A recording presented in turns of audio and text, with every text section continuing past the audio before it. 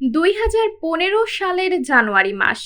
Saudi আরবের 90 বছর বয়সী বাদশাহ আবদুল্লাহ তখন হাসপাতালে মৃত্যুশয্যায়। তার সৎ ভাই সালমান পরবর্তী বাদশাহ হতে চলেছেন এবং সালমানের প্রিয় ছেলে মোহাম্মদ বিন সালমান ক্ষমতা গ্রহণের প্রস্তুতি নিচ্ছিলেন।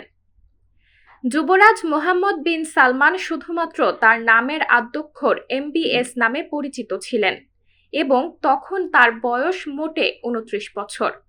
এই বয়সেই তার নিজ দেশ নিয়ে এক বড় পরিকল্পনা ছিল, যা ছিল ইতিহাসের সবচেয়ে বড় পরিকল্পনা।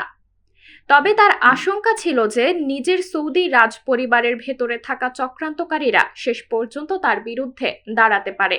তাই ওই জানুয়ারি মাসের এক মধ্যরাতে তিনি শীর্ষ নিরাপত্তা কর্মকর্তাকে প্রাসাদে ডেকে পাঠান তার আনুগত্য সম্পর্কে নিশ্চিত হওয়ার জন্য। সাদ আল জাবরি নামের ওই নিরাপত্তা কর্মকর্তাকে বলা হয়েছিল তার মোবাইল ফোনটি বাইরে একটি টেবিলে রেখে আসতে। MBSও একই কাজ করেন। দুজন তখন একদম একা। তরুণ যুবরাজ প্রাসাদের গুপ্তচরদের এতটাই ভয় পেতেন যে সেখানকার একমাত্র ল্যান্ডলাইন টেলিফোনের সংযোগ বিচ্ছিন্ন করতে তিনি দেওয়াল থেকে সকেটটি টেনে খুলে ফেলেন। আল জাবরির মতে MBS তখন আলোচনা করছিলেন যে কিভাবে তিনি তার দেশকে গভীর ঘুম থেকে জাগিয়ে তুলবেন, যাতে তার দেশ বিশ্বমঞ্চে সঠিক জায়গা করে নিতে পারে। সাবরিনা জলিল, সবার কথা।